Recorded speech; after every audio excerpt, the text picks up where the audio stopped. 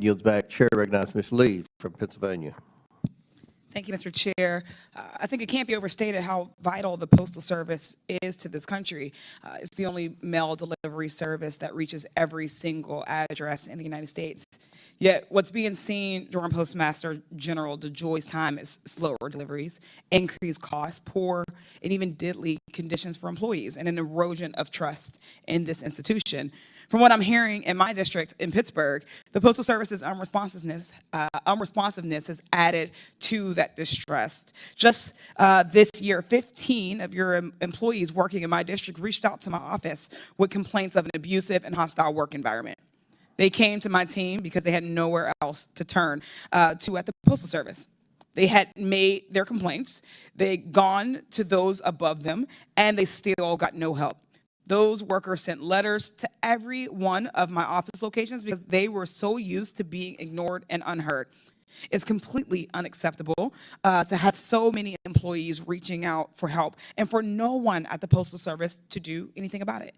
So my question, Mr. DeJoy, is do you have a formal process to address employee complaints? And is it just being ignored, or do you have a way to address these issues? Congressman, we have the Postal Service has longstanding practices of how to deal with complaints within the organization, going up through my organization, or if there's harassment or other things like you're saying, to go just pick up the phone and call the OIG. So they were ignored. You have the processes, but they were ignored. I don't know what incidents.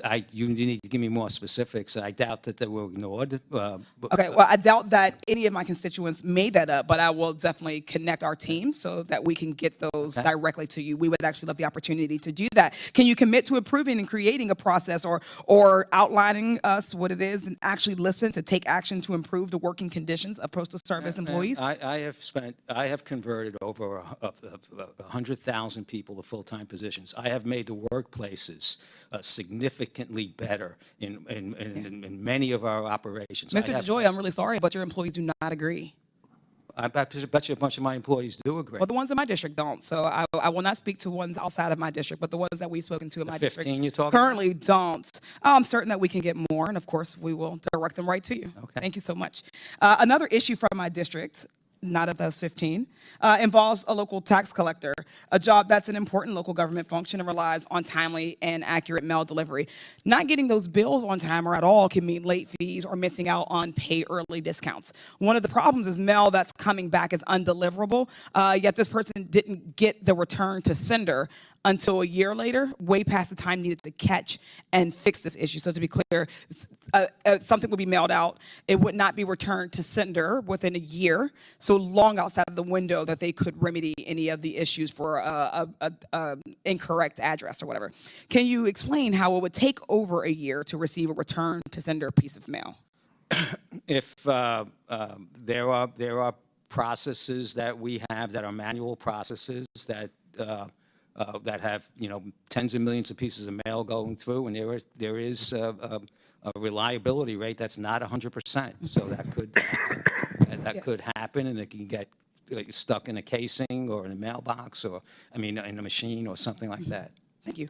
So this constituent has complained to the Postal Service multiple times about both the return time and the undeliverable addresses themselves.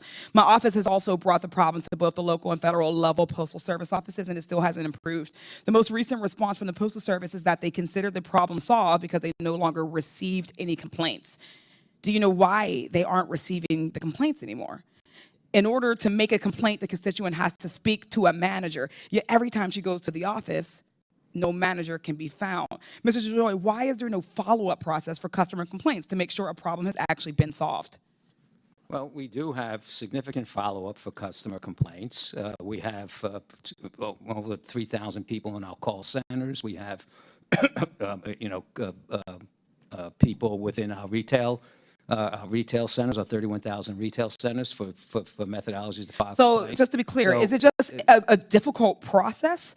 And is it intentionally difficult to just pretend that the problems have been solved or don't exist? Because again, they're marking these as no longer being a problem or considered solved because they're no longer able to complain. Well, we do have mistakes made, and we do have people that don't do their jobs effectively, right? But I don't Yes, I think think there are people who maybe don't As does any organization of our Certainly. size. Thank you so much. We're claiming that time. But I just wanted to say that the Postal Service is not going to improve its major problems until they actually listen to their customers and their employees. Right now, it's clear that you're not doing that. It's unacceptable that such a vital part of our country function has become so unreliable and controversial. They need to do better for the American people. I thank you so much for your time, and I yield back. And I disagree with your premise. Gentlelady yields back.